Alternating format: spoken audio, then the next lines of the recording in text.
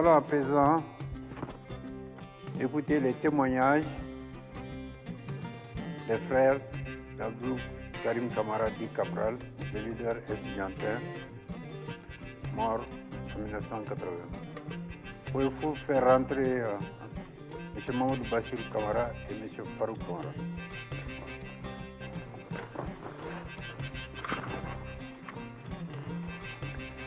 Veuillez vous asseoir. Veuillez vous asseoir.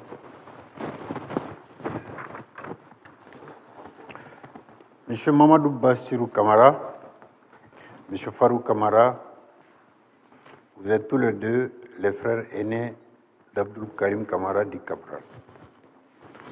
Abdou Karim Kamara Di Cabral est un leader estudiantin qui est mort également dans des conditions non élucidées suite à son arrestation en mars 1980. Voulez-vous, pour l'ensemble de la nation malienne, nous dire ce que vous savez des circonstances de la mort de Cabral et dans quelle mesure cette mort a pu affecter vous, ses frères, et l'ensemble de sa famille. Je signale qu'on ne connaît pas encore là où ce Kamara a été enterré. Donc c'est un cas typique de disparition forcée. Donc vous avez la parole. Bien, merci Monsieur le Président. Nous allons commencer dans notre langue, qui est la langue bambara.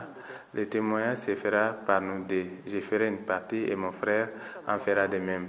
Mais avant de parler, nous vous saluons d'abord. Ça fait 41 ans que Cabral est parti. On n'avait jamais vu un cas comme ça. Avant, nous nous excusions auprès de vous pour nos propos parce que ce que nous allons dire est quelque chose qui nous ronge vraiment le cœur. Nous qui sommes les frères de Cabral, nous étions tous les deux à Paris. Moi, je faisais mon travail et après, je partais à l'école. Quand j'ai quitté mon lieu de travail, avant d'aller à la maison, j'achetais le journal et je le lisais. Mais ce jour-là, j'ai acheté un journal dont le nom était Le Monde, dont j'ai vu la une de ce journal. Un article encadré qui disait ceci: le Mali et le Tchad, deux grands pays qui secouent l'Afrique. Et je commence à lire et je vois mon frère est allé à l'hôpital Gabriel Touré qui est mort. Quand je suis sorti du métro, j'ai failli me faire renverser. Et quand je suis arrivé à la maison, j'ai laissé manger mon frère, j'ai laissé le journal. Le lendemain, je suis parti. Ce jour-là, il y avait un professeur ici, à Bamako, qui était retourné. Donc, nous lui avons remis ces documents. Le problème de Cabral est très profond. J'ai ces documents en main et mes grands frères n'ont pas su comment j'ai pu avoir ces documents. Avant que je n'avance, je vais lui donner la parole. Et je remercie le public et je remercie le président Bandao, le président de la République et la CVJR. Avec votre permission, je laisse la parole à mon grand frère. Il va nous dire ce qui s'est passé au jour le jour concernant Cabral. Je crois qu'avant de lire, je vais remercier d'abord la commission. Je vais remercier aussi beaucoup de gens. Mais avant de les remercier, mes pensées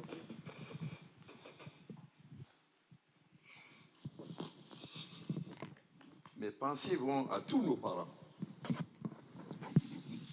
mes frères, mes mamans, mes sœurs, tous ces gens qui sont décédés, qui n'ont jamais eu la chance de savoir où est enterré notre frère.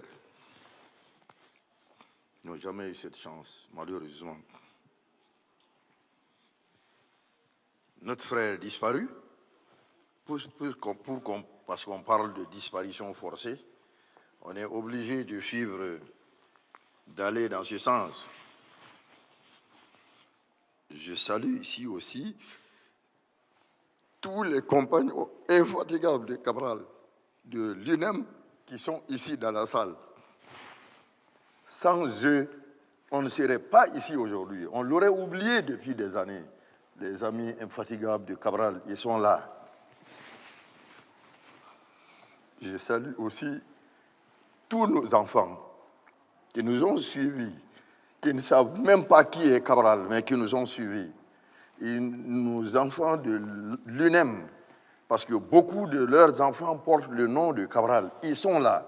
Ils s'appellent Abdul Karim Kamara, Abdul Karim Koulibaly. Ils sont tous là. Les enfants de Akbilal, ils sont tous là. Ce sont des Cabral.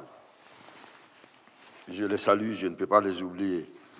C'est eux, les futurs porte-étendards. Monsieur le Président, nous sommes soumis, comme vous le constatez, nous sommes soumis aujourd'hui, mon frère et moi, à une épreuve extrêmement pénible, celui de parler de notre frère disparu depuis plus de 40 ans. Depuis 40 ans, nous sommes en train de nous battre pour savoir où est-ce que ce monsieur est enterré. Depuis 40 ans. Depuis 40 ans. Il y a des autorités dans ce pays-là. Depuis 40 ans. Nous n'arrivons pas à faire le deuil. Comment il a été enlevé? Comment c'est arrivé? Vous m'offrirez l'opportunité d'en parler à partir d'un document qui a été rédigé par un de nos grands frères qui a suivi les événements, qui est un enseignant comme nous, qui a eu la présence d'esprit de noter ces événements au jour le jour.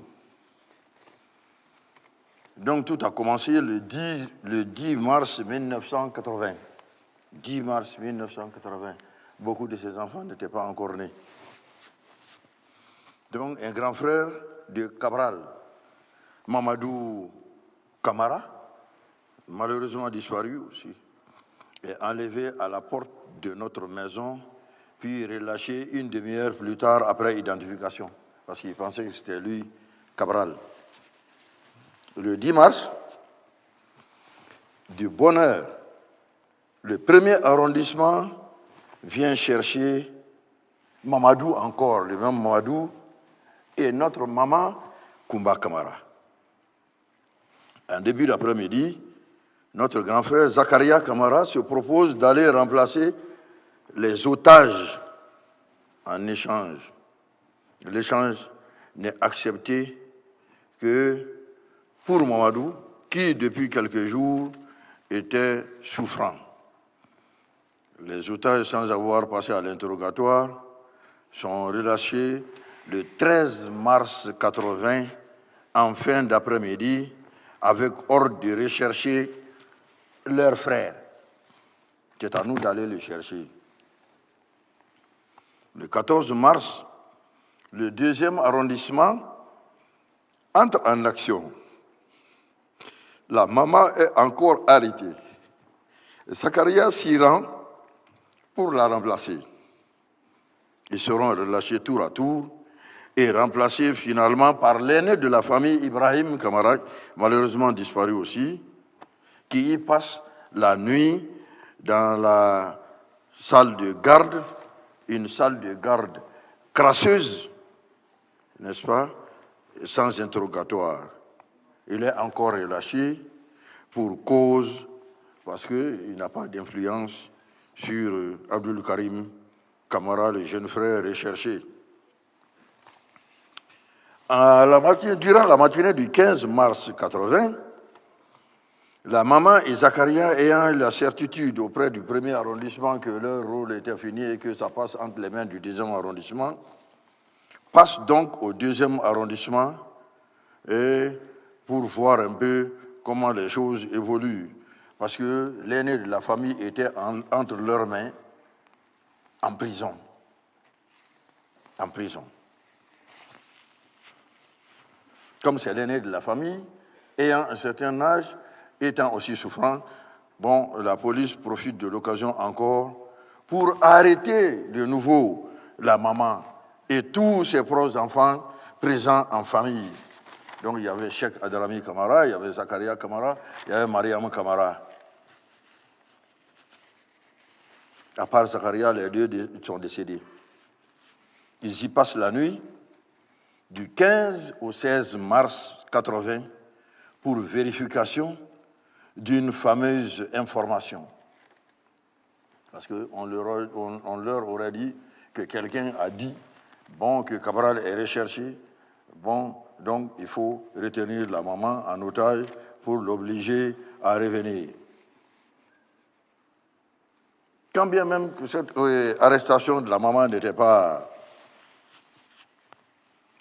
opérationnelle, n'était pas une arrestation sérieuse, correcte, le lendemain 10 mars, donc on garde encore la maman et les frères, on les garde. Et les agents chargés de l'enquête en viennent finalement à prendre encore la grande sœur Mariam Kamara, qu'ils soumettent à la torture, une véritable torture, même sur le plan sexuel. Le deuxième arrondissement, soumettre à torture. Personne ne pouvait imaginer une pareille monstruosité et sur un parent à la place d'un parent majeur. Cabral, à l'époque, avait 25 ans. On va prendre sa grande sœur. On va la torturer. La soumettre à la torture électrique sur les parties génitales. Donc la sœur les conduira finalement chez un de nos cousins, tailleur de son état, Kaba Kamara à Djikoroni Para, qui, paraît-il, l'avait vu, qui était le dernier à l'avoir vu monter dans un véhicule du côté de Sebeninkoro à l'ouest de Djikoroni pour aller un peu vers la frontière de la Guinée. Donc, lui aussi, il a été torturé, intimidé. Il était obligé de conduire, après harcèlement, ils prennent la route en compagnie de la sœur à la poursuite de Abdul Karim, qu'ils trouveront dans un sommeil profond à Massala, un petit village de Narena à l'ouest de Bamako. Donc, réveillé, il se met à leur disposition sans résistance inutile et il ne sera pas enchaîné. Et durant le retour, il cause avec les policiers et répond à toutes les questions qu'ils lui posent. Ils arrivent vers 21h à Bamako.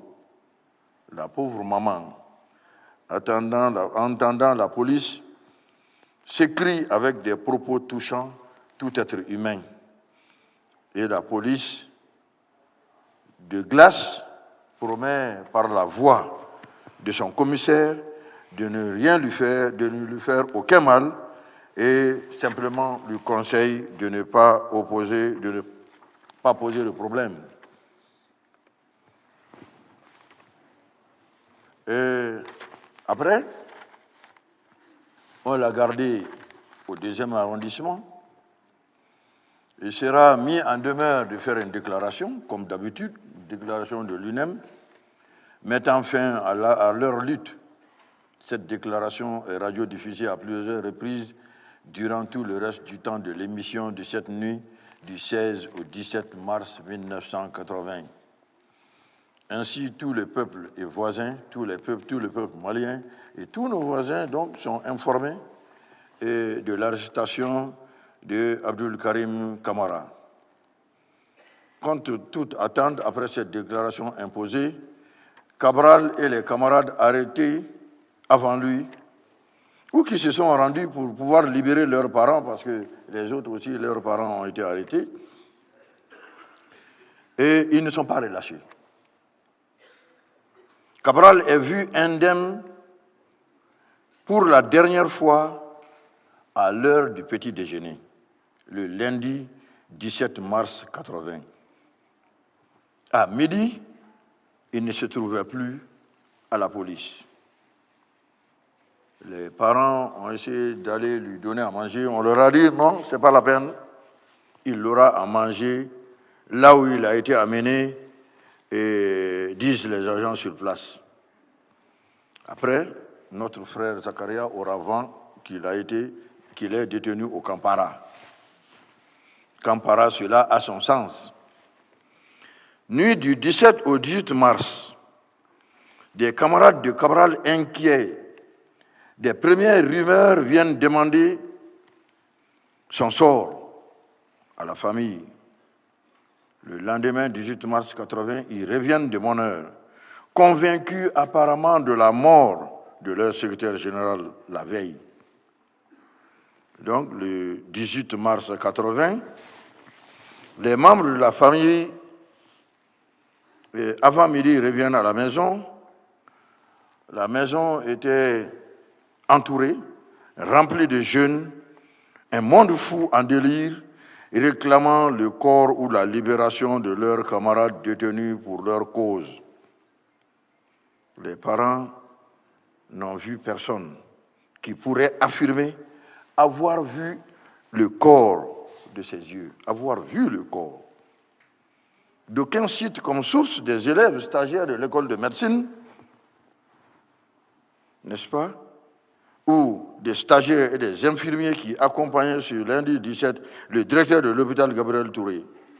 Les élèves rendent compte avoir appris de leurs camarades de l'école de médecine que le docteur Dop avait refusé plutôt de s'occuper d'un patient qui lui est arrivé mort, et il a refusé de le garder pour éviter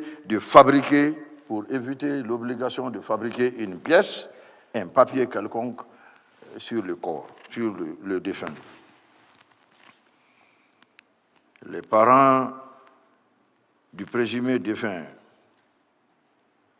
nous cherchons de gauche à droite à voir Abdul Karim Camara mort ou vivant, afin d'avoir une certitude dans cette affaire. C'est une affaire incroyable, mais pour la famille, c'était impossible. Tout est mis en œuvre pour ne recevoir d'abord personne, parce qu'on n'avait aucune information. Ceux qui ont été dévancés au siège du parti, le parti UDPM, essayaient de voir un peu qui ils pouvaient rencontrer au siège de l'UDPM et au Kampara. Ils se sont divisés en groupes. Un groupe est allé au Kampara, un autre groupe est allé, n'est-ce pas, au siège de l'UDPM, mais on leur a fait simplement comprendre qu'il n'y a rien de mal et qu'il s'agit simplement de rumeurs. Mais les parents voulaient quand même voir physiquement Cabral pour savoir au moins si ce qui a été dit était vrai ou faux, ainsi pour pouvoir confirmer ou infirmer les nouvelles le concernant. Aucun élève à l'époque détenu ne se trouvait au Kampara, donc ce qui encore augmentait le suspense. Question de savoir où ils ont été conduits, impossible. Il faut finalement chercher coûte que coûte à rencontrer dans l'après-midi le chef de cabinet du ministre de la Défense, le colonel Philippin au siège du BSC. BSC, pour ceux qui n'étaient pas encore nés, c'est le bureau exécutif central de l'Union démocratique du peuple malien, dont l'entrée ne peut se faire sans problème avec les soldats naturellement chargés de la garde. Il faut attendre le matin et faire une demande d'audience écrite à l'adresse du colonel qui est membre du BSC. Les secrétaires, naturellement, ferment les yeux sur l'urgence de la situation. On cherche un autre membre du BSC pour essayer de voir un peu s'il peut nous informer. Bon, la première personne qu'on rencontre au bureau là-bas, visiblement, ne paraît au courant de rien et ne se doute de rien. Il prend le téléphone, il appelle Philippin pour solliciter de lui une audience. Mais au moment où il donne le motif, immédiatement, Philippin raccroche l'appareil. À la grande surprise des visiteurs. Donc, après toutes les formalités passées au téléphone, et bien qu'ébahi, bon, il reste là, en attendant une hypothétique information, et c'est là que Philippin est sorti, et le secrétaire administratif, finalement, leur demande d'aller voir le chef d'état-major devant Philippin, qui ne parle pas. C'est son chef de cabinet qui va demander à nos parents d'aller voir le chef d'état-major, autre membre du BSC, susceptible d'avoir d'autres possibilités d'information. Le contact direct, c'est également avéré. Le contact direct avec le chef d'état-major, c'est également avéré impossible.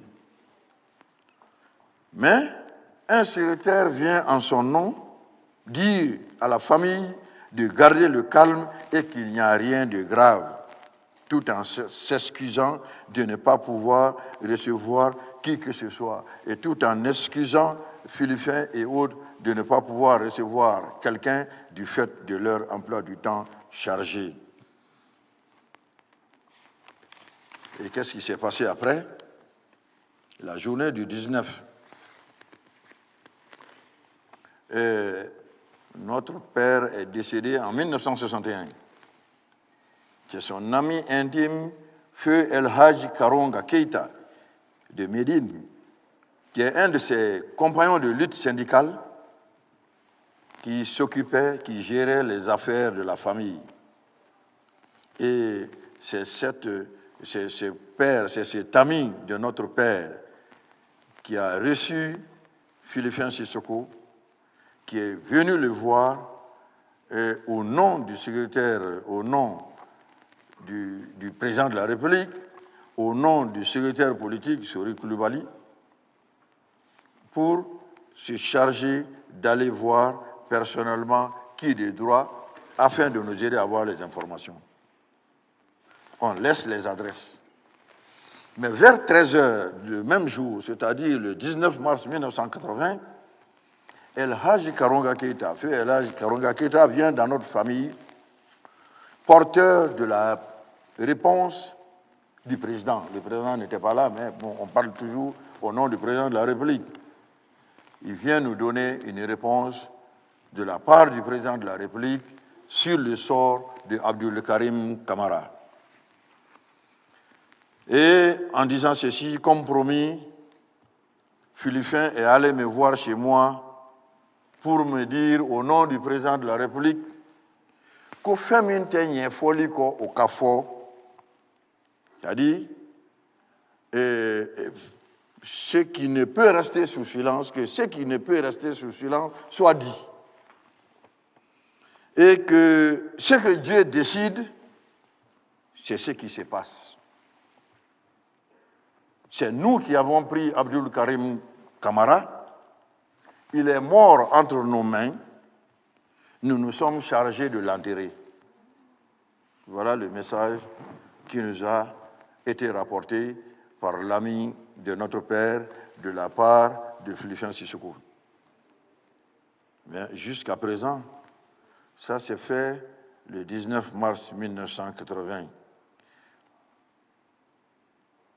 Mais où a-t-il été enterré? Dans quelles circonstances serait-il mort? Malheureusement, on ne le sait pas. On ne sait pas.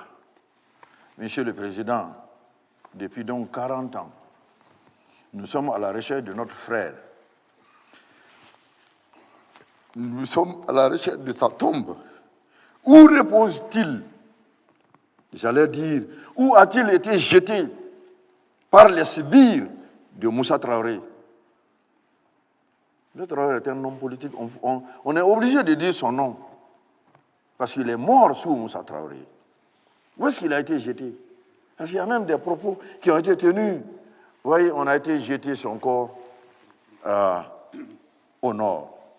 Je m'arrête là pour l'instant en donnant la parole à mon frère, parce qu'il y a beaucoup d'autres choses à dire. Je vous remercie. Monsieur le Président, avec votre permission, que tout le monde sache qui était Cabral. Il était dirigeant syndical et il était chef des syndicats. Son souhait était quoi? Que les étudiants puissent étudier dans les meilleures conditions. Dans votre règlement, on peut dire le nom de quelqu'un, les figures politiques, ce qui est figure historique, ce qui est figure institutionnelle. On va dire des noms. Il ne s'est pas mis d'accord avec Moussa parce que Alpha Omar Konaré et Stieblin Dramé et Abdou ils sont allés chez Moussa pour convaincre Abdou que l'INEM adhère à l'IDPM. Il dit non, nous sommes des syndicalistes, nous ne faisons pas de la politique. Tout le monde connaît Moussa. Il a dit à Moussa, si tu ne peux pas garder tes petits, dégagez d'ici. Ils sont partis avec Alpha. Et depuis ce jour, jusqu'à l'arrestation de Cabral, chacun a fait ce qu'il devait faire. Il a été appréhendé pour ça. Ce que nous allons ajouter, ce qu'il a déjà dit, je ne vais plus répéter. Parce que son arrestation dont on parle à Massala, ça ne dépassait pas 15 jours. Un chef policier nous a dit, ce qui a été dit, c'était juste pour créer des problèmes dans notre famille. Mais il a été arrêté au marché et il était vendeur. Ils l'ont arrêté pour Massala. Mais ils ont arrêté notre sœur et l'ont abusé d'elle sexuellement. Qu'Allah sauve les Mali. Tout ce qu'on dit dans ces pays est faux. Et tant qu'on ne dit pas la vérité, on ne va jamais y arriver. Quand on a parlé de sa mort à Moussa, sa réaction a été qui a dit qu'il est mort?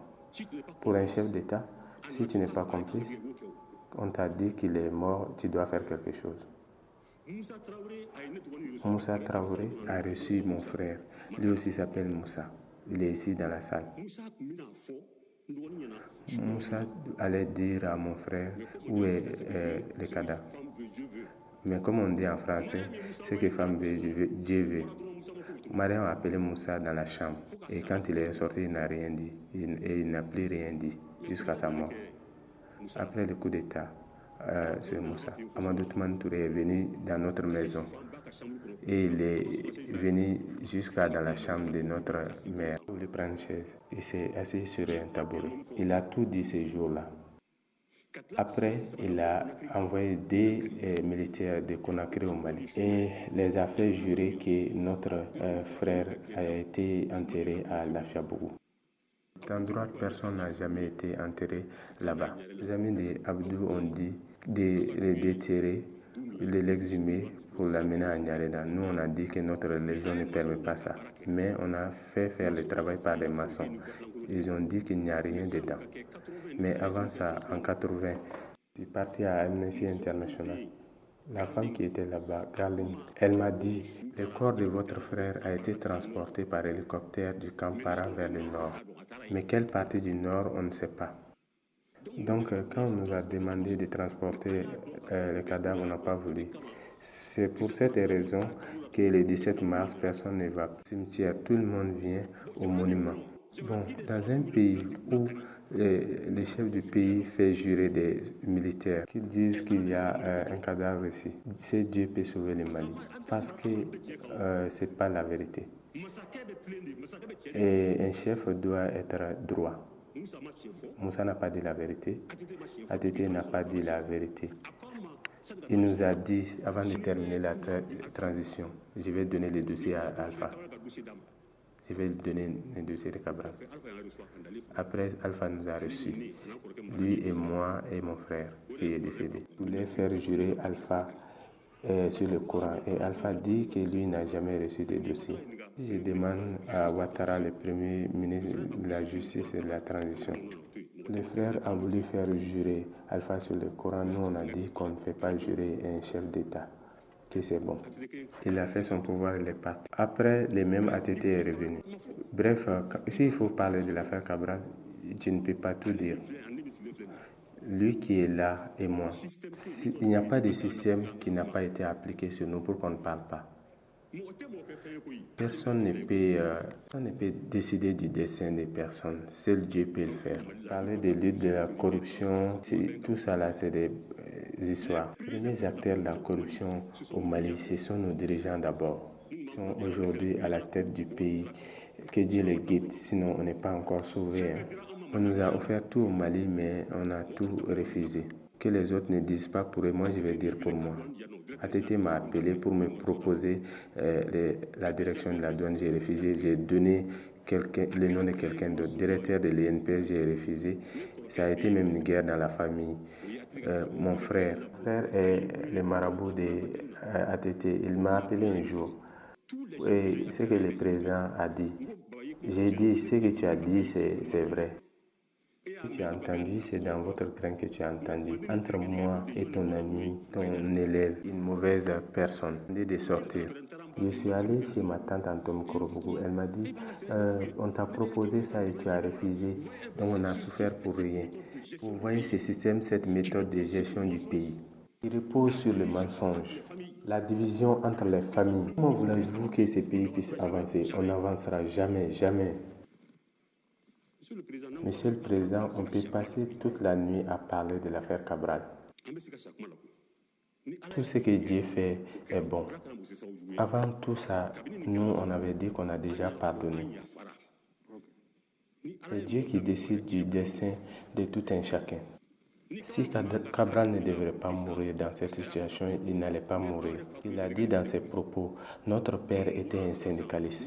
Ceux qui viennent de quitter, il était aussi l'ami de leur père. Il faisait aussi de la politique, SP. En mars 61, avant sa mort, il a dit à tous ses fils, faites de la politique, mais ne prenez jamais la tête d'un parti politique. À l'époque, j'avais 9 ans.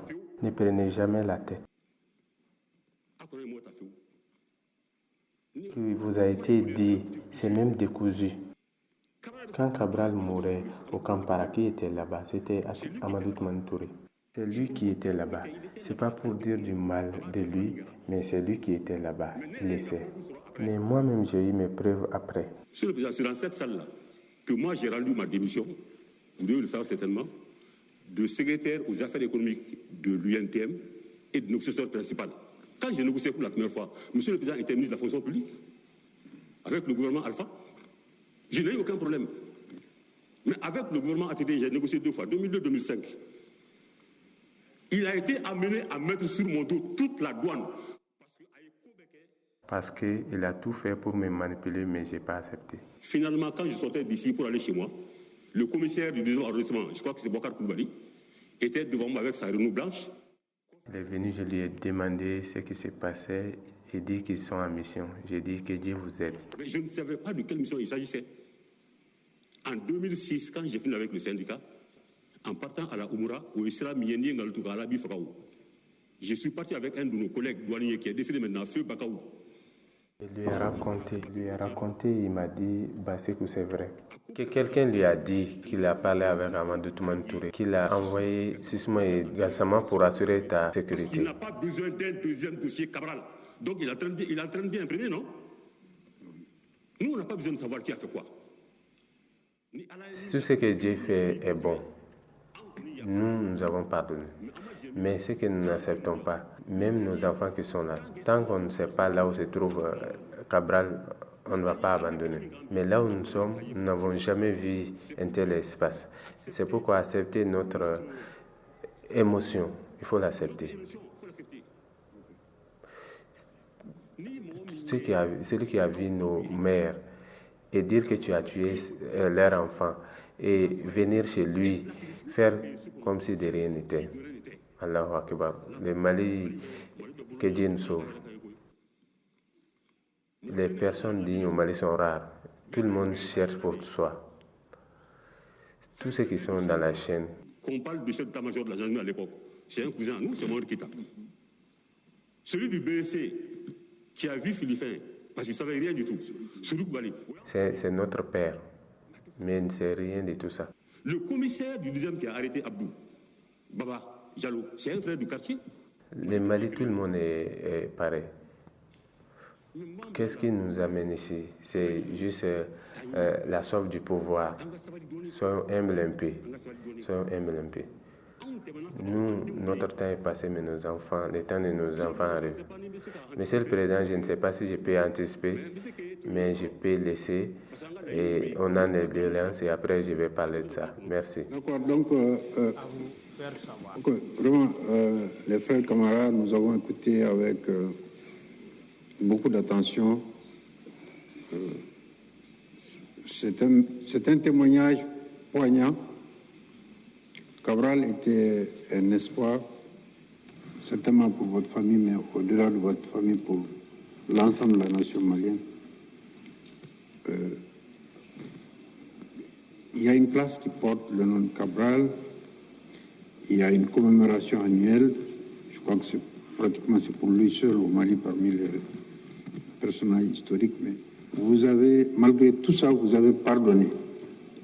Mais aujourd'hui, au-delà du pardon, est-ce que vous avez d'autres attentes, mais surtout, avez-vous un message pour la nation malienne par rapport à la réconciliation, la paix? Après moi, lui, il va clôturer. Avant de rentrer dans les doléances,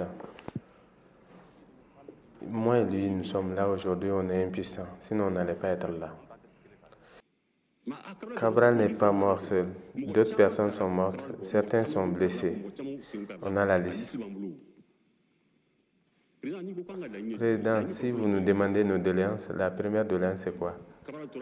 Cabral est mort en restant derrière lui ses amis de l'UNEM. Pour que Cabral ne meure pas deux fois, parce que c'est une histoire de Mali. Donc là, il y a la politique dans tout, qu'il soit uni.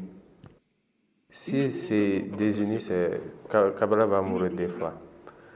Et l'AIM va finir. Le deuxième message est pour l'AIM. Cabral était un syndicaliste, et le syndicaliste des étudiants. Et ce n'était pas pour être riche. Et voir aujourd'hui que dans les universités, que pour les élections de l'IM, il y a des fusils, il y a des armes, il y a de l'argent pour les parkings. Donc si ça rentre dans le domaine scolaire, c'est pas bon. Donc, IM, si vous m'écoutez, sachez que vos parents n'ont pas fait ça. Laissez la politique aux politiciens. Après tout ça, nous demandons aux politiciens et ceux qui veulent diriger le pays et ceux qui sont là aujourd'hui. Ceux qui sont là aujourd'hui, ils savent comment ils sont venus. C'est comme si ceux qui avaient quitté, nous et eux, on avait échangé. Quand Morbo quittait, on a vu comment il a quitté. Quand Moussa est venu, on sait comment il est parti. Amadou Toumane Touré est venu pour la transition. Après Alpha et après Amadou Toumane Touré, on sait comment il est parti. Ceux qui sont là aujourd'hui, que Dieu les préserve de la tentation. On fait cette bénédiction. Les politiques, ceux qui cherchent le pouvoir, c'est bien. Mais n'ayez que le Mali à cœur. Mais n'ayez que le Mali à cœur. Que le Mali, rien que le Mali. Mais pas les petits milliards. Cela dit, Monsieur le Président, pour vous-même, directement, la Commission. Vous nous avez appelé, ça nous a plu vraiment. Pour nous, c'est comme une conférence nationale, en tout cas sur le cas Cabral. Mais le Mali est un pays de rapport, d'avis, etc. J'en sais quelque chose. J'ai été vice-président du Conseil économique pendant 10 ans. Nous avons fait plein de rapports, plein d'avis qui n'ont abouti à rien du tout. Qu'à la face que ton travail ne soit pour rien, que votre travail ne soit pas pour rien. Juste des rapports et après il n'y a rien et classé comme ça. Nous ne cherchons rien. Où est la dépouille de notre frère? Nos pères sont morts sans connaître la réalité. Nos mamans, c'est la même chose, ils n'ont pas vu sa dépouille. Si nous parlons aujourd'hui, quand vous nous regardez, moi et lui, nous devons être les 20e enfants de nos parents. Si nous aussi nous mourons, sauf si nos enfants font quelque chose. Président, ce que nous demandons pour toi, c'est que les rapports qui vont être rédigés, que ça puisse nous être utile pour le devenir du pays. Parce que quoi qu'on dise, tout ce qu'on est en train de faire là, c'est uniquement le développement du pays. Et rien que ça. Tout ce qui peut régler ça, c'est ce que nous cherchons et c'est ce que nous demandons à Dieu. Avec votre permission, je donne la parole à mon frère. Merci. Merci, Monsieur le Président. Je vais rebondir sur sa dernière prière. Depuis 1960 jusqu'à nos jours, nous venons d'écouter les descendants du PSP. Nous sommes descendants du PSP aussi. Notre père est mort PSP. Il a dit, allez tête de d'or là, allez PSP, avec sa PSP. Donc, il y a une solidarité. Mais ce qu'ils ont dit, vous avez entendu, comment les trois là ont été fusillés depuis 1960 jusqu'à maintenant. Montrez-moi un régime qui est passé par là, Mima Hake Koke.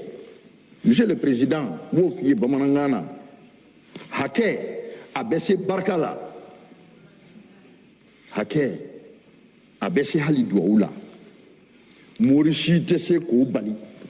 Mon père, ce qu'il influence, Hake, Fouille Tesse Kouban, ni Hake Nama, Nyanabo, Malite Kefin, Malite Tarola, Ambebe Boli, Oaso Ansarao.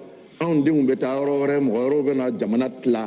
Jamana Mali entre les pays voisins. Et puis c'est fini. Parce que Hake de bien, Hake ko. Fantan Jote Kelelaya. Fantan Tifin Soroya. Ou Fantan Retike Fin, Fantan Dente Fin. Si on a fait au début des indépendances là, un gars calanqué au lycée où. Moi je n'ai pas négocié mes notes, J'ai échoué une fois en première partie. Après, j'ai rebondi. Mes promotionnaires sont là. J'ai eu mon bac avec mention. Ils ont fait le concours d'entrée à la douane. Personne n'est intervenu pour eux. À Mouar et Tambolo. Mais au Tébi, si tu n'as pas de parents pour te donner le quitus pour rentrer dans les toilettes, tu ne rentreras pas dans les toilettes.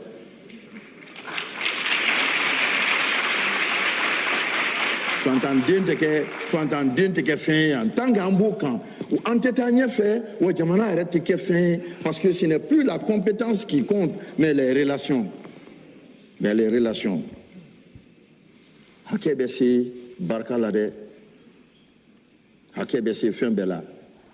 Wa Alabi Yafaima Meim Wanifinyonga Hake, Ati Yafaima Ola. Vous voyez bien. Je m'adresse aux jeunes de l'AEM. Et là, c'est le professeur qui s'adresse à vous. Si vous me voyez, vous m'entendez, je ne vous ai jamais menti depuis 1991. J'étais l'un des rares professeurs à rencontrer le bureau de l'AEM dans l'amphi de l'ancienne ENA. Je vous ai toujours dit de négocier en classe et que ceux qui vous manipulent ont leurs gosses au Canada, aux États-Unis, en France. Aujourd'hui, en Bemaïwa, un dirigeant ne l'a pas dit ici, en Bamara, ou en Déon Fanabena Kabol Sireur là, ou Bamara. Je vous ai dit. Et pour la petite histoire, hier j'avais cours dans les masters. J'étais avec l'ancien secrétaire général de la FSEG, M. Condé, peut-être qu'il m'écoute. On était ensemble. J'ai acheté un bonnet. Le monsieur devrait venir me donner le bonnet à la FSEG. À Konema, tonton, à la FSEG là, est-ce que je peux venir? Vous voyez? Je lui ai dit, Condé, battez-vous maintenant pour redorer l'image de l'AM. Nous, on n'a jamais négocié. L'UNEM n'a jamais négocié de notes. Ils sont là. Tu connais, tu passes. Tu ne connais pas, tu ne passes pas. Mais faire la liste des futurs, de potentiels admis que vous allez donner au directeur pour lui dire de faire passer vos camarades, sinon on va en grève. Et vous voulez que le Mali avance. Le Mali ne peut pas avancer. C'est pourquoi nous sommes toujours dans le peloton de queue. Si on n'est pas dernier, on est avant-dernier. Dernier, avant-dernier, le Mali. Et on se tape la poitrine en disant « Je suis du Mali, je suis malien ». Moi, je ne suis pas malien, je suis soudanais. Je ne suis pas malien, je suis soudanais. Parce que je tiens aux valeurs du Soudan.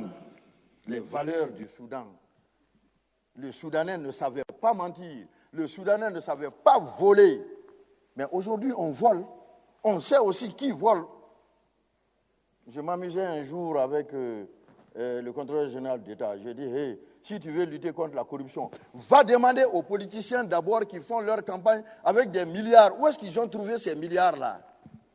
Nous sommes tous des fils de pauvres dans ce pays-là. Milliards, et bah, bomi pour faire campagne. Commencez par eux d'abord. Ensuite, je m'adresse à la CVJR. Sur votre plaquette, il est dit les victimes parlent, point. Non, il ne faut pas que ce soit une simple catharsis. Non, non, non. C'est-à-dire, nous, on parle. Et après,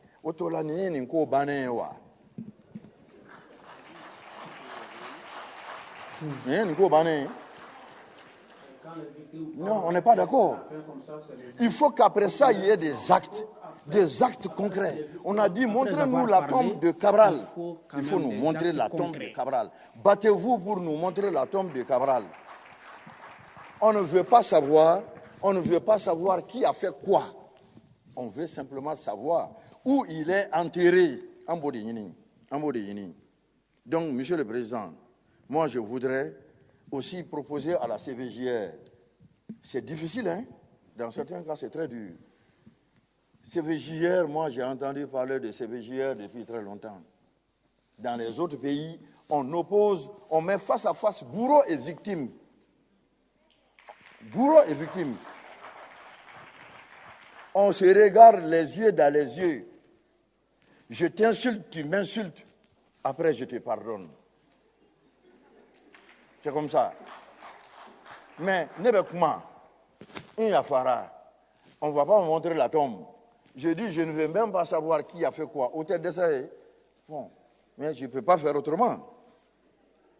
Donc, moi, je voudrais que la CVJR ajoute sur sa plaquette, les victimes parlent, la CVJR agit. Abou Fraka. Hein? Les victimes parlent, comme ça on n'aura pas l'impression que c'est simplement pour nous faire parler. Hein? Je termine vraiment avec une prière que j'adresse au Seigneur miséricordieux. Que le Seigneur miséricordieux nous donne très prochainement des dirigeants qui aiment ce peuple-là, des dirigeants qui ne mentent pas, des dirigeants qui ne volent pas, et des dirigeants qui ont peur de Dieu, Nibesra Alagné, Kodobe Itoke. Je vous remercie. Ok. S'il vous plaît, la salle, s'il vous plaît, on s'écoute. Donc on vous remercie, nous avons écouté avec beaucoup d'émotion votre récit. Je pense que l'ensemble des Maliens et des Maliennes qui vous écoutent partagent la douleur de votre famille. Vous avez fait un certain nombre de recommandations, nous en prenons bonne note.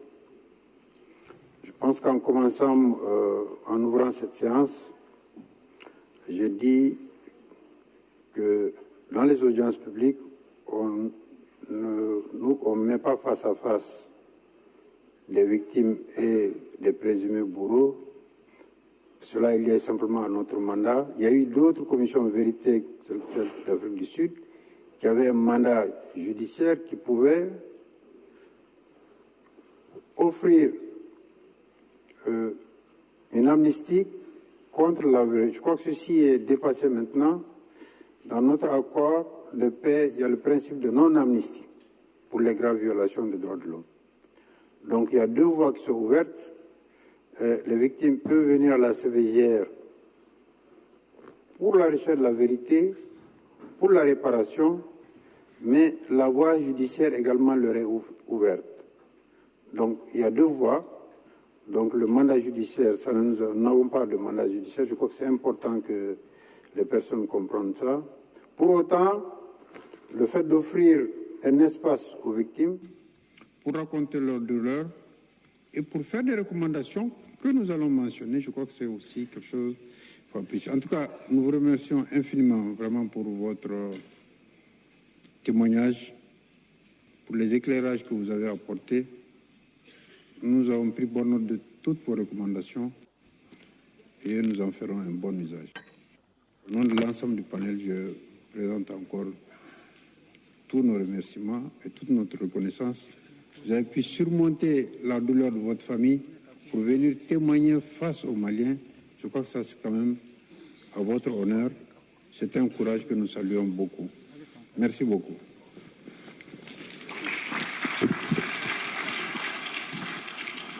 Ok, merci beaucoup. Merci beaucoup. Merci beaucoup. Oui.